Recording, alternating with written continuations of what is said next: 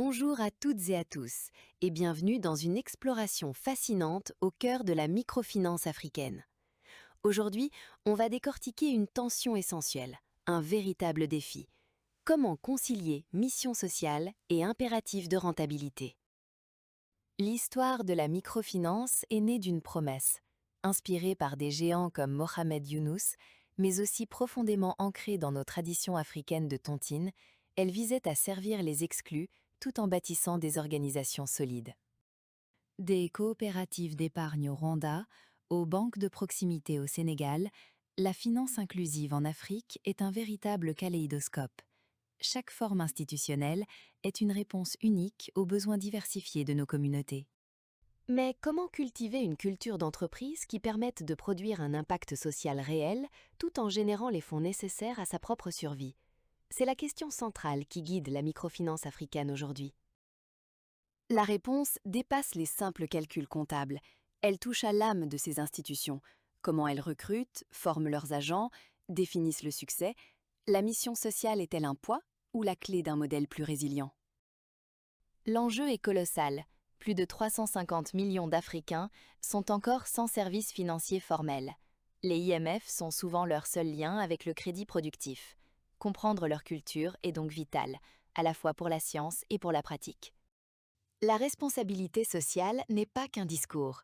Pour les IMF les plus solides, c'est le noyau dur, le fondement même de leur culture.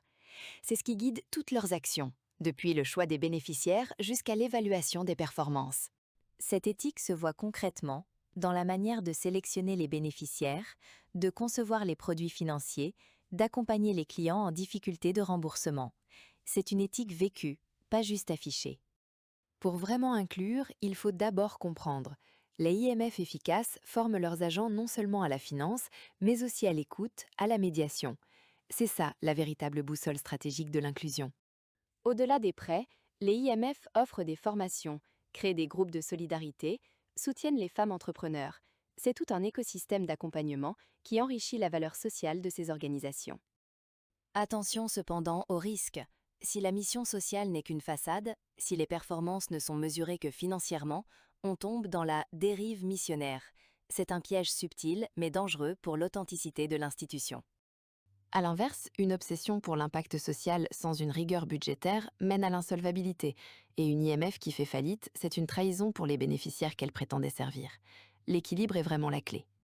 Une culture éthique authentique, c'est quand les valeurs sociales sont opérationnelles. On mesure l'impact sur les revenus des ménages, la diversité des emprunteurs, avec la même rigueur que les taux de remboursement. C'est ça, la sophistication. La culture se construit aussi dans le temps. Les anciens agents, formateurs, transmettent les valeurs fondatrices, ancrant l'IMF dans sa mission face aux pressions. C'est un capital immatériel inestimable, un vrai flambeau à passer. Depuis les années 2000, le secteur a profondément changé. L'arrivée de nouveaux acteurs, la concurrence du mobile money, les réglementations, tout cela a poussé les IMF vers une logique de performance financière plus exigeante. La rentabilité n'est pas un vilain mot. Une IMF doit être autosuffisante pour durer. Le danger, c'est quand la recherche de profit déforme les priorités, transformant les agents en purs commerciaux, éloignant l'institution de sa mission. On parle de dérive vers le haut, quand les IMF commencent à cibler des clients plus aisés, moins risqués. C'est une mutation culturelle sournoise qui éloigne l'institution de ceux qui en ont le plus besoin, érodant la précieuse culture de proximité. Face à cette tension, des solutions émergent. Webgram, leader tech à Dakar, a développé Smart MiFin, un logiciel conçu pour réconcilier précisément cette mission sociale et ses impératifs de rentabilité. Smart MiFin, ce n'est pas juste un outil, c'est un copilote qui offre une vision à 360 degrés, du suivi social à la solvabilité.